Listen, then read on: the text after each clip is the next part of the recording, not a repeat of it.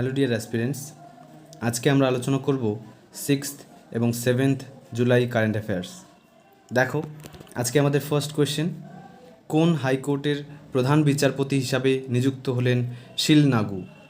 দেখো, এখানে পাঞ্জাব এবং হরিয়ানা দুটো কিন্তু কমন হাইকোর্ট রয়েছে, ঠিক আছে। অ্যাট প্রেজেন্ট আমাদের ভারতবর্ষে টোটাল 25 কি আছে 25 হাইকোর্ট রয়েছে, যেখানে পাঞ্জাব এবং হরিয়ানার একটা কমন কোর্ট রয়েছে, কমন হাইকোর্ট।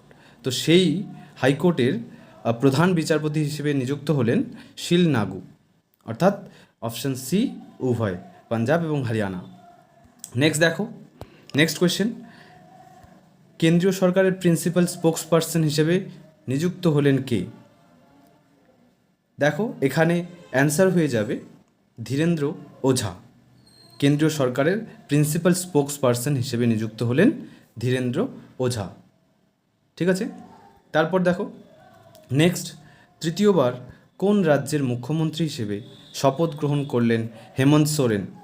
দেখো, কিছুদিন আগে আমাদের সামনে একটা নিউজ এসেছিল যে হেমন্ত সোরেন তিনি কি হলেন, অ্যারেস্ট হলেন। ঝাড়খণ্ডের তৎকালীন মুখ্যমন্ত্রী তিনি কিন্তু অ্যারেস্ট হলেন, তারপর তাকে কি করা হলো, জেলবন্দি করা হলো, এবং তার জায়গায় ঝাড়খণ্ডের তখন মুখ্যমন্ত্রী হলেন চম্পাই সোরেন, ঠিক আছে।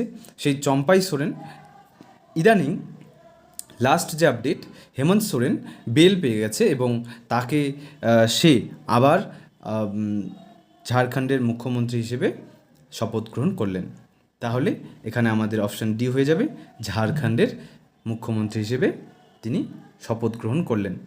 এরপর দেখো next, Manoj Bajpayee the definite biography.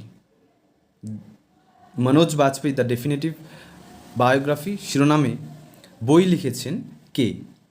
এখানে এই বইটি কে লিখেছেন না, এখানে অপশান এ হয়ে যাবে পীযূষ পান্ডে। কী হবে? Option A Piyush Pandey.